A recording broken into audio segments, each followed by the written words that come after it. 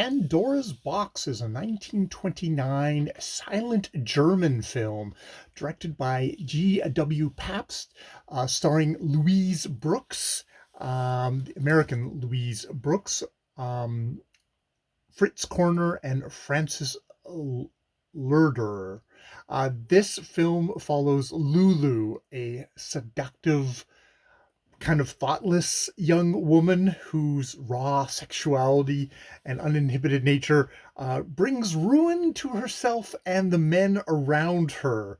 Those who around her, because it's not just men. There is notably in this picture a countess who is also deeply in love with Lulu and is counted as one of the first filmatic representations of lesbian love in a film, though you can see that at the time that even just showing this kind of a longing, this kind of a little bit of a touching, was considered scandalous. Even that by with now standards, you wouldn't particularly think that at all. And indeed, the plays that this was based on by FrankWiedekind's plays was seems to have been much more explicit and also had trouble with censors. This was a picture that was reviled on its opening, was panned. It sounds like it was chopped up by censors both in Europe and UK and in the United States. I'm lucky that TCM was broadcasting a full version. This is a full version which does not end with a happy ending, with Lulu joining the Salvation Army, but has rather the original Jack the Ripper ending to it. Even though in this picture I don't think it's actually specifically termed as Jack the Ripper, and indeed, as time periods go, that would not make sense. This is I've been looking at this picture for such a long time, and specifically that picture of Louise Brooks, black and white picture of her. And indeed, it's a film that is filled with really stunningly sharp, crisp cinematography for like 1929. I'm used to watching a lot of these where to be honest, it's like they're filming it through tissue paper onto the screen. And indeed, even when I was watching the Hollywood version of A Midsummer Night's Dream, which is I think 1937 or somewhere in there. It's not as crisp, as beautifully shot as this is. All these close-ups here, they could literally, the stills to this could be kind of classic black and white photography, silver acetate kind of, not silver, silver kind of, that kind of crisp thing. And Louise Brooks, who gives this performance, which yet again, you're always stunned by these performers who are like, you could be doing this now and I would believe it. It's like super contemporary feeling woman.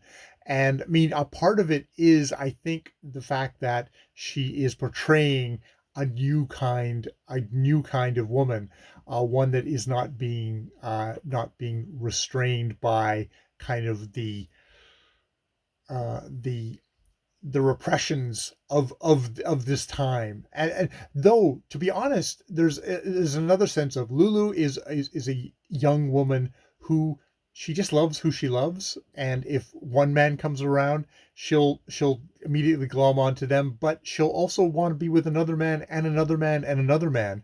And I don't know if that's kind of my own male insecurity or my own kind of just programming of monogamy.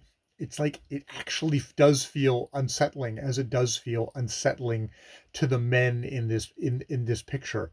Um, there is kind of an indication that this may not just be kind of nature's child thing, that she herself may be damaged early on in the picture. This creepy old, kind of almost like frog like, old man comes into the picture, and is is kind of is called as, is it Carl Goetz as Shingolk. And he is, he comes into the room, and he just, matter of fact, opens her purse and takes out some money, and it's like, oh God, this was like a pimp or something like that. He's used to taking her earnings. And she has her sit on her lap, and it's like, oh, it's a kind of a sugar daddy thing, which is really gross. Now later she claims that this is her father, which would make it even more gross. But you do get the sense that she's been brought up a certain way to by this guy to do whatever she, do whatever she wants, and she's always loyal to him. There's never throughout a thing where she rejects him or recoils from him. It's like, no, this is natural. This is like this is the first man, but is used. So, there's that question of whether she's, just a wild nature child, or whether she is been twisted by this dirty fucking old man. And it's never resolved. It's never resolved. You could read it both ways. I'm drawn towards saying, like, no, she's saying she, but it's not like she's like rebellious. She's just very open and childlike. Apparently, Marlena Dietrich was considered to play Lulu. Part of it was maybe she was too old for the part, because it's definitely, I think she was probably more in her 30s at the time. But there's also a thing of Marlena Dietrich just brings a certain kind of knowingness and kind of world kind of world, like, kind of that to it, which is wrong. I can see being wrong for this part, because she's not rebelling. She's just being natural, and she's very open, and she's like always happy to see the next guy, regardless of how kind of lovely and wonderful the next guy is, or how kind of odious and kind of creepy the next guy is. Because it's like, yeah, she loves Shingold as much as she loves Sean, Dr. Ludwig Sean, the kind of the first kind of disapproving kind of patron that she's with at the thing, or her son, who's kind of a little bit more kind of romantic, and kind of gets sucked down into kind of a vortex of things because of the various things that happen. This, there's murder in here. There is, prostitution. There's gambling. There's lesbianism, which, it's definitely, she just accepts it all. She just accepts it all. And there's a part of me that's like, well, that's because she's this disquieting thing that says, like, no, that's stuff. And I wonder about kind of a German society at this time being very kind of, it's the Weimar, it's example of Weimar, um, artistry at the time.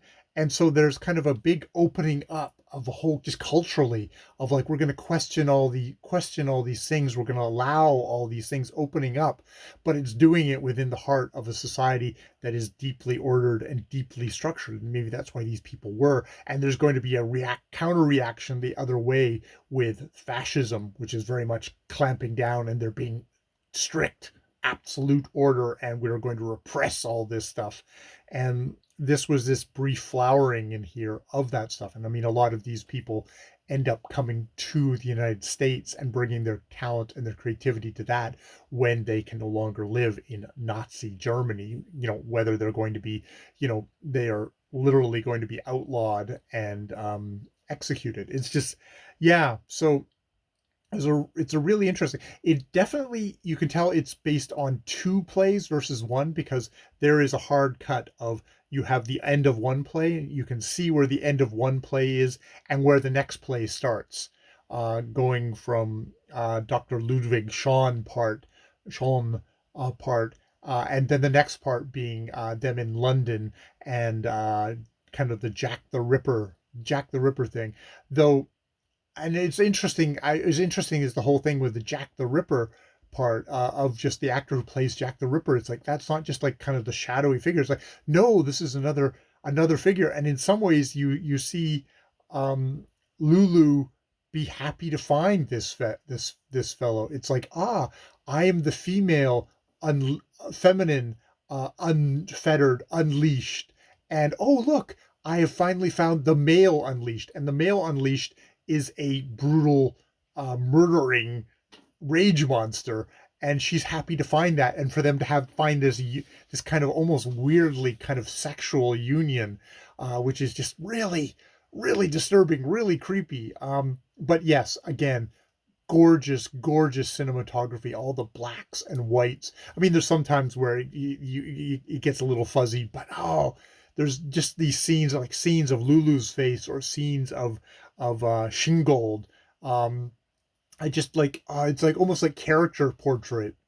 It's like it's deeply interior, and the whole thing of like I haven't even mentioned like this being a silent film, so much is getting broadcast through these kind of just close-ups and interiorities of these people, and you kind of having to kind of you because of the lack of dialogue, you have to kind of almost project more into them. You have to get more deeply enmeshed into them, which is like that's like I there's a lot of silent film that I just nah, but this is like wow, this really gets me gripped into it and stuff like that. So yes, that is Pandora's Box, by George Wilhelm Pabst, and I'm definitely want to check out the other films that he did with Brooks, and just other this kind of silent film is just like wow, this is amazing. This is really